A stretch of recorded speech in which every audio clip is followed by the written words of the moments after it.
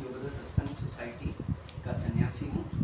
जैसे कि आप लोगों ने परमहंस योगानंद जी के बारे में सुना रहेगा। परमहंस योगानंद जी ने जो विश्वविख्यात फेमस किताब है ऑटोबायोग्राफी ऑफ योगी, उसे लिखी थी। परमहंस योगानंद जी ने भारत में 1917 में योगदा सत्संग सोसाइटी ऑफ इंडिया की स्थापना की और उसकी यहाँ स्थापना करने के बाद वो अमेरिका चले गए और अमेरिका में सेल्फ रियलाइजेशन फेलोशिप नाम की संस्था, सिस्टर संस्था उन्होंने वहाँ पे स्थापित की। फिर 1935 में गुरुजी वापस भारत दौरे पे आए थे और सारे भारत में गुरुजी ने भ्रमण किया, शिक्षाओं का प्रचार किया और फिर से परमहंस योगानंद जी अमेरिका चले गए। अमेरिका में परमहंस योगानंद जी को फादर ऑफ योगा कहते हैं। अमेरिका में फादर ऑफ योगा स्वामी विवेकानंद के बाद परमहंस योगानंद जी गए थे। और गुरुजी की खासियत, परमहंस योगानंद जी की टीचिंग्स की खासियत ये है कि गुरुजी साधना को या भगवान को हमें टोटली अप्रोचेबल बना देते हैं। हम ये सोचते हैं कि योग साधना ऐसी है कि जो लोग सब कुछ छोड़ देते हैं, हिमालय में जाके रहते हैं, सिर्फ वो लोग ही योग साधना कर सकते हैं। फिर ये विचार आता है कि हम हमारे ग्रंथों में पढ़ते हैं, धार्मिक ग्रंथों में पढ़ते हैं कि हम तो भगवान के पुत्र हैं, हम तो भगवान के चिल्ड्रन हैं, तो हमें क्यों नहीं वही चीज़ चाहिए जो सिर्फ संतों को उपलब्ध है। और यही चीज़ गुरुजी ने किया था। गुरुजी के जो हमारे लाइन ऑफ गुरुस हैं, गुरुजी के गुरु हुए स्वामी श्री युक्तेश्वर जी, उनके गुरु हुए लाहिड़ी महाशय और उनके गुरु हुए महाअवतार बाबा जी।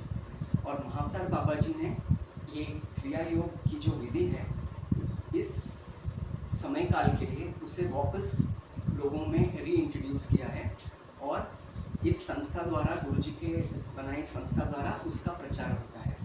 ये क्रिया योग वही विधि है जो भगवान कृष्ण ने अर्जुन को भी दी थी, जो आदि शंकराचार्य के गुरु ने उनको दी थी, संत कबीर और अलग अलग समय पे अलग अलग जो संत आए वो ये टेक्निक्स को प्रैक्टिस करते थे। पर ये टेक्निक जो है सिर्फ थोड़े लोगों के पास थी।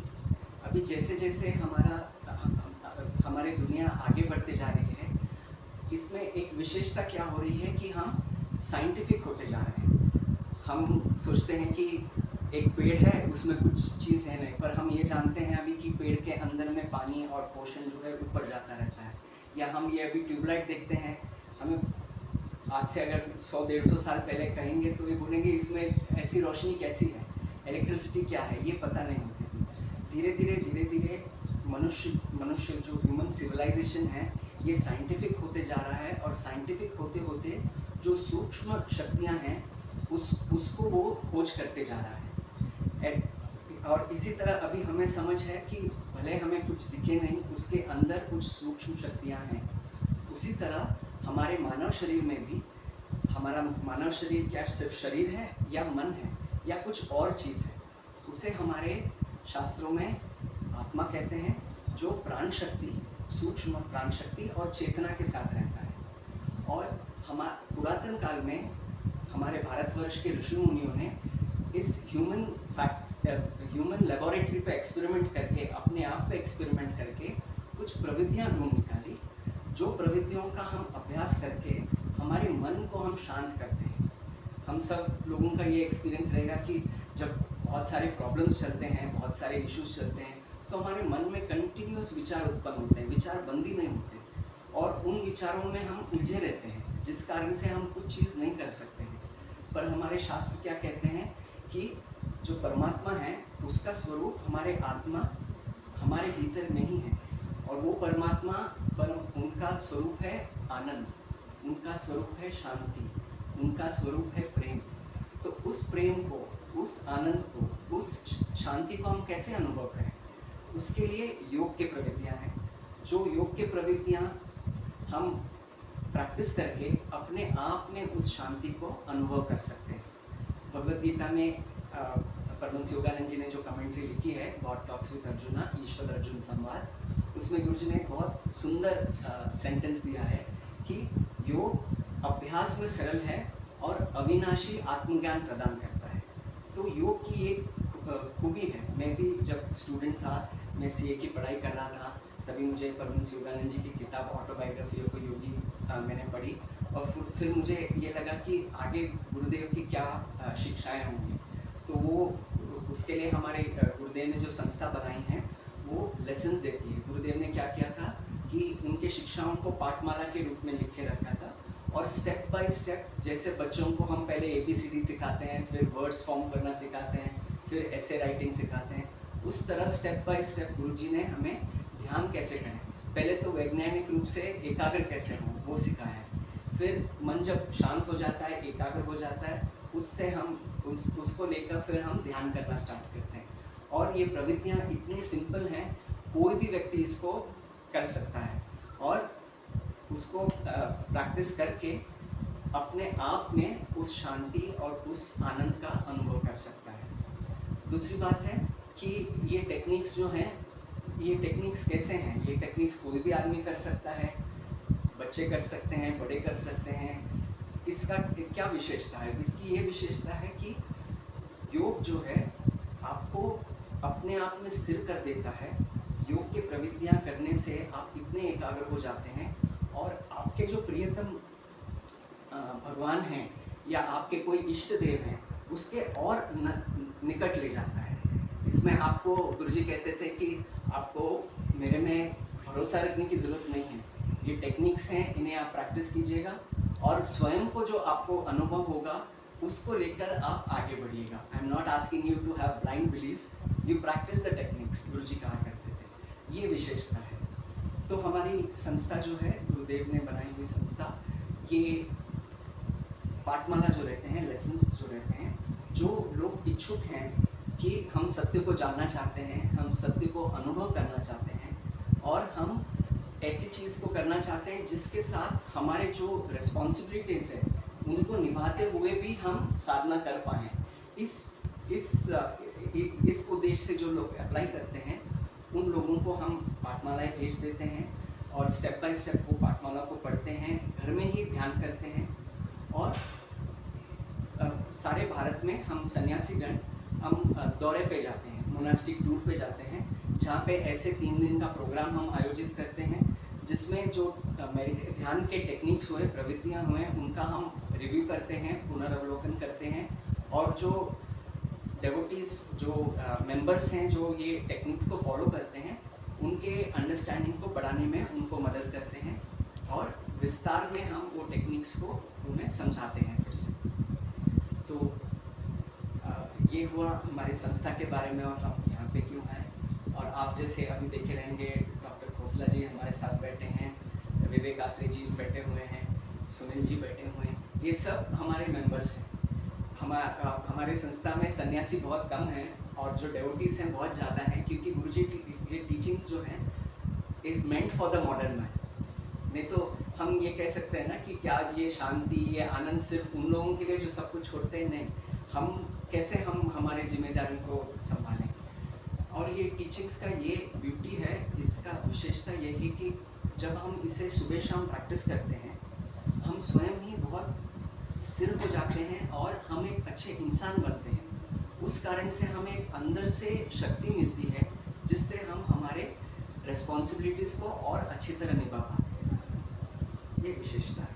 तो वो टीचिंग्स को जो हम देते हैं उनको रिव्यू करने के लिए हम आते हैं और आप देखे रहेंगे ऐसे जो वेल एकम्प्लिश्ड इंडिविजुअल्स हैं सोसाइटी में, वो भी ये गुरुदेव की टीचिंग्स को अपना के अपने वर्ल्डली रिस्पॉन्सिबिलिटीज़ को भी देखिए आप कितने अच्छी तरह वो फुलफिल कर पाए।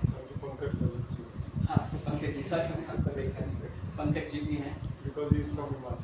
हाँ, हिमाचल सी इनके इतने रिस्पॉन्सिबिलिटीज़ हैं, पर मैं अगर पंकज जी को कहूँ कि आप कैसे रिस्पॉन्सिबिलिटीज़ के साथ ध्यान भी करते हो, उनका जवाब ये रहेगा कि बिना ध्यान के मैं मेरा रिस्पॉन्सिबिलिटीज़ नहीं कर पाऊँगा। अच्छा गुरुजी, ये बताएं कि आज स्वामी तो आज का जो समाज है, हर जगह आप पूरे विश्व में देखो, हर जगह लड़ाई, दंगे, फसाद और अशांति, जो आपको कोई भी खबर मिलेगी वो अशांति से जुड़ी मिलेगी। तो ऐसे में योग के माध्यम से हम किस तरह अपने आप को स्थिर रख सकते हैं? देखिए, भगवान ने जो सृष्टि बनाई है उसमें दिन भी है और उसमें रात भी है, तो उसमें ये दोनों चीज़ें साथ में चलती रहेंगी। पर हम आप कह रहे हैं कि आपको ज़्यादा स्ट्राइफ या ज़्यादा डिफ़िकल्टीज ही सुनाई देती हैं, पर हम जब आश्रम के स्तर पे हैं, हम एक उल्टी चीज़ देख रहे हैं। हम देख रहे हैं कि आजकल के युवा जो हैं वो स्पिरिचुअल लाइफ में, साधना में, योग में ज़्यादा रुचि रखते हैं और एक साइंटिफिक टेम्पर के साथ आते हैं कि ये अगर चीज़ हो सकती है हमें भी करनी है। हम देख रहे हैं कि काफ़ी वेल अकम्पलिश्ड लोग और सारे लोग जो हैं ये चाहते हैं कि हम कुछ अच्छा चीज़ करना चाहते हैं। तो हम उल्टा एक्सपीरियंस कर रहे हैं कि भले ज़्यादा स्ट्राइफ हो, भले ज़्यादा झगड़े हों, भले ज़्यादा वॉर्स हों, उतनी ही ज़्यादा रुचि लोग आध्यात्म में, लोग भगवान में दर्शा रहे हैं और वो कुछ करना चाहते हैं, सिर्फ पढ़ना नहीं चाहते हैं। लोग ये बोलते हैं कि हमें सिर्फ किताब नहीं पढ़ना है, हमें अनुभव करना है और अनुभव करने के लिए हम क्या कर सकते हैं ये हमें बताइए। तो बहुत सारा एक पॉजिटिव इंटरेस्ट हो रहा है सारी दुनिया में अच्छे चीज़ों के लिए, क्योंकि गुरुदेव जैसे बताते थे, परमहंस योगानंद जी बताते थे, भले ही एक कमरे में या एक गुफा में कितना भी अंधकार हो, जैसे ही आप ज्योति ले आएंगे तुरंत वो अंधकार ऐसा चला जाएगा जैसे कि कभी नहीं था। एक गुफा में आप माचिस जला दीजिए, कैंडल लगा दीजिए, तुरंत वो अंधकार चला जाएगा। उसी तरह हम जब आध्यात्म की ओर कुछ प्रयत्न करते हैं, हमारे व्यक्तिगत जीवन से वो अंधकार हट जाता है और जब व्यक्तिगत जीवन पे वो अंधकार हट जाएगा तो फिर तो नेक्स्ट लेवल क्या हो गया, फैमिली लेवल पे वो अंधकार हट जाएगा, फिर वो सोसाइटी के लेवल पे अंधकार हट जाएगा, सिटी के लेवल पे हट जाएगा, वैसे करके पूरे देश के लेवल पे वो अंधकार हट जाएगा। सो इसलिए ज़्यादा इम्पॉर्टेंट है कि इस अंधकार को मारने के लिए हम एक छड़ी लेके तो नहीं जा सकते। छड़ी लेके कितना भी मारो अंधकार को, जाएगा तो नहीं। तो नेगेटिव चीज़ को हम नेगेटिव से नहीं निकाल सकते हैं, वहाँ हमें कुछ पॉजिटिव चीज़ लानी होगी। जैसे हम पॉजिटिव चीज़ लाएंगे वो अपने आप चली जाएगी। और इम्पॉर्टेंट है कि हर व्यक्ति अपने लेवल पे उसे करे, अपने लेवल पे करते करते करते करते वो सारे दुनिया में वो परिवर्तित हो जाए। स्वामी जी, अध्यात्म और योग में क्या अंतर है? योग एक आध्यात्म यानी हमारे आत्मा का हमसे क्या संबंध है, हमारे आत्मा और हमारे परमात्मा में क्या संबंध है, इसके बारे में आध्यात्म बताता है। और योग वो विशिष्ट प्रणाली है या विशिष्ट मार्ग है जिसका अभ्यास करके हम आध्यात्मिक गुणों का हम विकास कर सकते हैं। तो ऐसे ही पूछना चाहता हूँ कि जो आपकी संस्था है, ये मतलब जो योग है, अध्यात्म है, एक वर्ग तक ही होता है, लेकिन जिस देश में 80 करोड़ लोगों को मुफ्त में राशन मिल रहा है, जो स्लम एरिया में रहते हैं, उनके लिए इस तरह की कोई करते इस तरह की एक्टिविटी आपकी संस्था या स्लम एरिया वगैरह में? क्योंकि कुछ एक वर्ग है वहीं तक सीमित है। नहीं, हमारे यहाँ तो डेवोटीज सारे लेवल के आते हैं। आप तो सिर्फ अभी इन्हें देख रहे हैं, आप अगर हमारे पंडाल में आ जाएंगे आप देखेंगे हर वर्ग के डेवोटीज आ रहे हैं। और हमने हमारे टीचिंग्स को टोटली हमने सब्सिडाइज रखा है। पूरे लेसन्स का हम ज़्यादा पैसे भी नहीं लेते हैं, ताकि जिसको भी ज़रूरत है इस टीचिंग्स का वो अप्लाई कर सकता है। अगर कोई व्यक्ति आके हमें ये कहता है कि हमारे पास क्षमता नहीं है पूरे पैसे देने की, तो हम उसे डिस्काउंट दे देते हैं, क्योंकि हमारा मेन उद्देश्य है कि ये टीचिंग्स लोगों तक पहुँचे। तो उसके लिए क्या आप जैसे स्लम एरिया वगैरह में भी जाते हैं, जो जहाँ तक मतलब इस तरह की आपकी रीच है, या हमारी संस्था ऐसे जानबूझ के कहीं जाती नहीं है। हम लोग टॉक्स करते हैं, हम लोग गुरुजी के किताबों को काफ़ी जगह हम लोग स्कूलों में बांटते हैं या लोगों को जिसको ज़रूरत है उसको बांटते हैं। और जब लोग हमारे पास आते हैं वो अपने आप हम उनको मदद करके उनको आगे ले जाते हैं। ये कुछ एक संस्था जैसे बिजनेस मॉडल हो गया, जैसे बाबा रामदेव हो गया, श्री श्री रविशंकर हो गया, और भी कई है, वो योग भी करते साथ में बिजनेस भी करते हैं। तो इसमें अच्छा, मैं उनके बारे में जानता नहीं हूँ कैसे करते हैं, क्योंकि गुरुदेव ने हमारी संस्था कैसी चलनी चाहिए उसको बता दिया है। और हम सन्यासी शिष्यों का यही उद्देश्य है कि जो प्रिंसिपल्स गुरुजी ने दिए थे उसी को हम आगे लेते जाएं और हम दूसरों को नहीं देखते हैं। ऑनलाइन क्लासेस का भी कोई प्रोविज़न? हाँ जी, हमारे यहाँ पे ऑनलाइन भी होता है। हमारा यूट्यूब YSS का यूट्यूब चैनल है और उसमें सारे हमारे सन्यासी गुरुओं का टॉक्स जो होता है वो अवेलेबल होता है। और जो डेवोटीज़ हमारे लेसन्स के लिए अप्लाई करते हैं उनको एक स्पेशल ऐप देते हैं हम लोग। वो ऐप वो लोग अपने मोबाइल पे डाउनलोड करके पाठमालाएँ जो हम पोस्ट से भेज देते हैं, पर वो ऐप में भी खोल के उसको पढ़ सकते हैं और वो हर लेसन के साथ, जैसे अभी एक ध्यान की प्रणाली की एक लेसन है, तो उसके साथ कुछ एडिशनल मटेरियल रहता है, जिसमें हमारे सीनियर स्वामी जी का एक सत्संग रहेगा और दूसरे स्वामी जी का इसको कैसे प्रैक्टिस में करें, और एक उसमें गाइडेड मेडिटेशन रहेगा। ऐसे सारी चीज़ें हैं। अच्छा, नया युवा कैसे जुड़े? मान लो कोई युवा आपकी संस्था से जुड़ना चाहे, हाँ जी। और अभी तक भारत में हम कितने लोगों को जोड़ चुके हैं इस सोसाइटी से?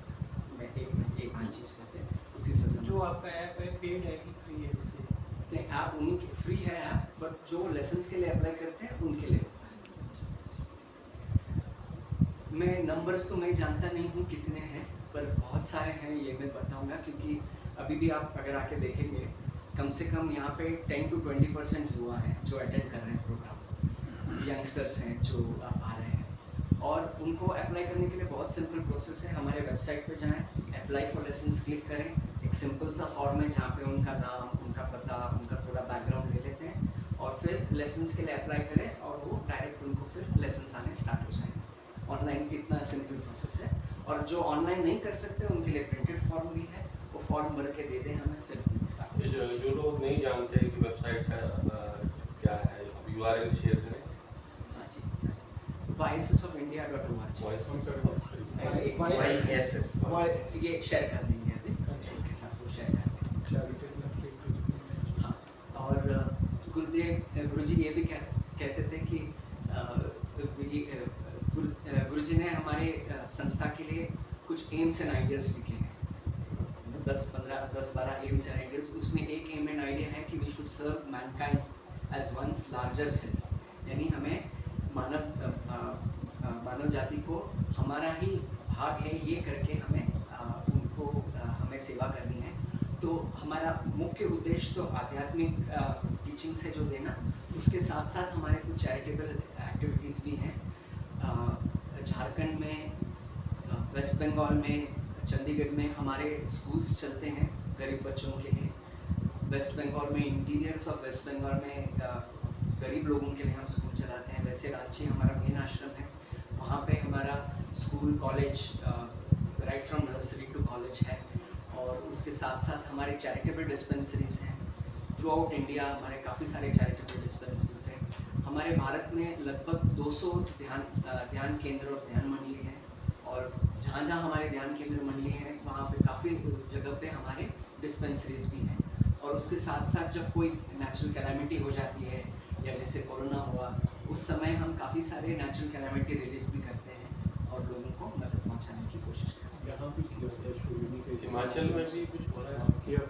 हाँ, हिमाचल में भी जैसे मंडी में अभी रिसेंटली हुआ है, वहाँ कुछ हो रहा है। अभी हम वेट कर रहे हैं कि हमें जैसे रिपोर्ट आएंगे और रिक्वेस्ट आएगा, फिर हम लोग स्टार्ट करेंगे। कोविड में किया, लास्ट टाइम भी मंडी में किया 2 साल पहले जब शिमला में बहुत जोर भयानक बारिश हुई थी, तभी हमने हेल्प किया था। ऑक्सीजन बच्चा भी शिमला में मेन है ना, वेंटिलेटर। तो वो ऐसे होता है कि ध्यान लगा ध्यान उसके लिए जो हमारे फील्ड के लिए जो एरिया में शिमला में हमारे एक्सटेंशन सेंटर शिमला में सेंटर भी है और रिट्रीट भी है। एक गुरुदेव की एक किताब है, किताब ऑटोबायोग्राफी ऑफ गांधी। इसको मेरा पर्सनल रिक्वेस्ट रहेगा कि आप उसको पढ़ें, क्योंकि ये ऐसी किताब है जैसे कि स्टीव जॉब्स थे, उन्होंने वो जब भारत आए थे उनको किताब मिली थी, और उससे प्रोत्साहित होकर फिर वो वापस अमेरिका जाके अपना कार्य किया। और वो किताब उनके आईपैड में एक ही किताब होती थी, वो ऑटोबायोग्राफी ऑफ योगी थी। वो हर साल उसे एक बार ही पढ़ते थे। गुरुजी के मेडिटेशन टेक्निक्स फॉलो करने के लिए नहीं, पर वो इंस्पिरेशन लेने के लिए। और वो ऐसी किताब है कि जहाँ पे भी कोई भी व्यक्ति है, कोई भी स्तर पे है, उस व्यक्ति के लिए कुछ ना कुछ सीख उसमें है, कुछ ना कुछ प्रोत्साहन उसमें है उसमें। तो आप जब पढ़ेंगे तो आपको समझ में आएगा। और उसके साथ साथ गुरुजी ने भारत के जो स्पिरिचुअल डेप्थ है उसके बारे में इतना सुंदर तरीके से लिखा है, and it has served as an ambassador of India to the whole world. तो मेरा ये रिक्वेस्ट रहेगा कि दुनिया भर के लोग उसको पढ़ते हैं, और हम भारत में रहते हुए हम उसका लाभ नहीं उठा पाते हैं। तो मेरा आग्रह रहेगा कि आप उसको सारी इंडियन भाषाओं में भी और वर्ल्ड की भाषाओं 50 लैंग्वेज 50